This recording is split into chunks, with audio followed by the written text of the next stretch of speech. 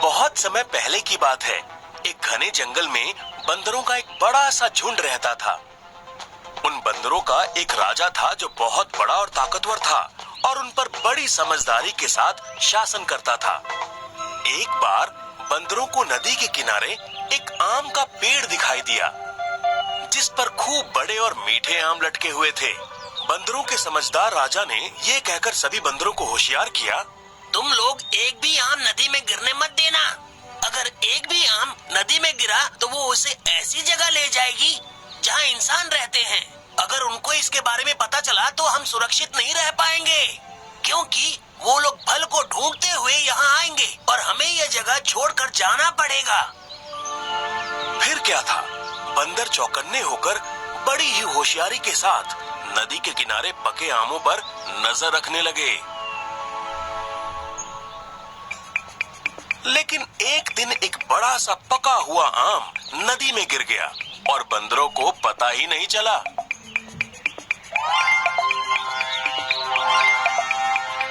और वो आम पानी में तैरते हुए नदी के दूसरी तरफ पहुंच गया। वहां शाही धोबी कपड़े धो रहा था कि तभी उसे वो आम दिखाई दिया। उसे लगा कि वो आम मीठा और रसीला होगा। उसने तय किया कि ये आम मैं राजा को दूंगा।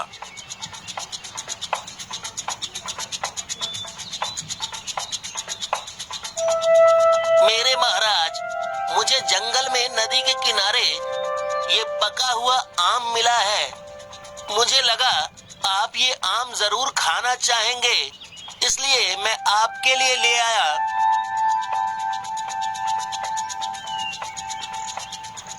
राजा ने आम खाया। सच में उससे ज्यादा मीठा आम उसने पहले कभी नहीं खाया था। उसे वैसे ही और भी आम चाहिए थे।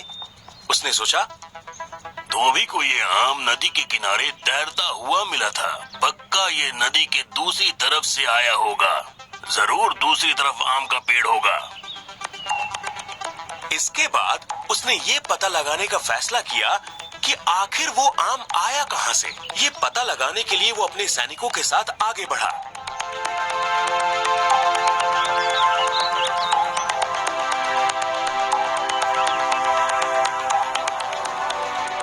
नाव से ही उनको वो आमों से लदा पेड़ दिखाई दिया।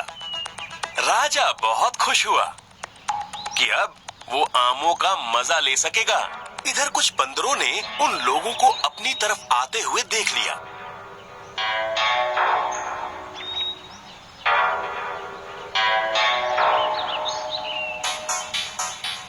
वो दौड़कर अपने राजा के पास गए और उसे बताया कि कुछ इंसान नाव से बगीचे की तरफ जा रहे हैं।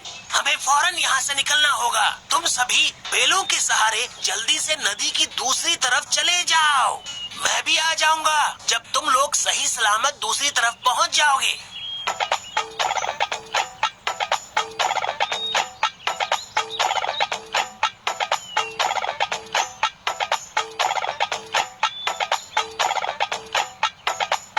उसने बूढ़े और छोटी उम्र के बंदरों को पार जाने में मदद की। उसको जब यकीन हो गया कि सारे बंदर सही सलामत दूसरी तरफ पहुंच गए हैं, तो वो भी दूसरी तरफ जाने की तैयारी करने लगा। नदी के दूसरे छोर पर उसकी प्रजा के सारे बंदर उसका इंतजार कर रहे थे।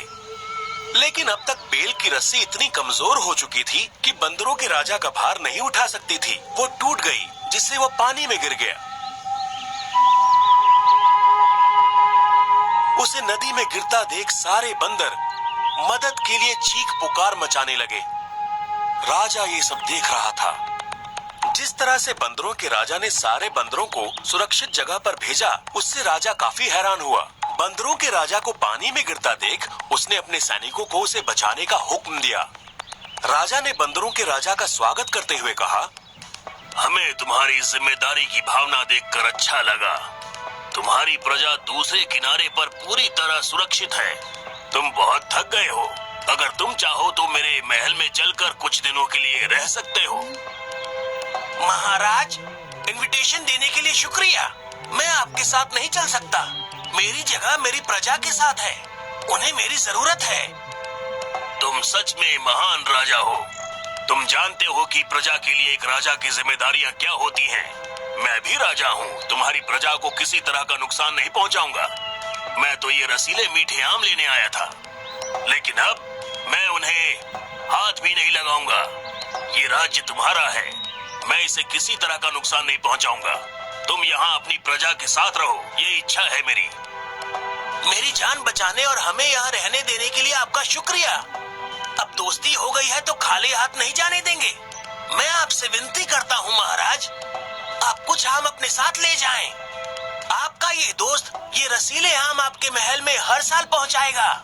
इससे हमारी दोस्ती मजबूत बनी रहेगी। राजा के सिपाहियों ने थोड़े बहुत आम लिए और अपनी महल की ओर लौट गए और बंदर भी जंगल में शांति के साथ जीवन बिताने लगे। तो प्यारे दोस्तों, आपने देखा बंदर राजा कितना भला, कितना जिम्मेदार था और वो अपनी प्रजा से कितना प्यार करता था। इसी तरह से अपने दोस्तों और दूसरों से पेश आना चाहिए। मोरल ऑफ द स्टोरी है, दुनिया में सबके लिए मन में दया रखो।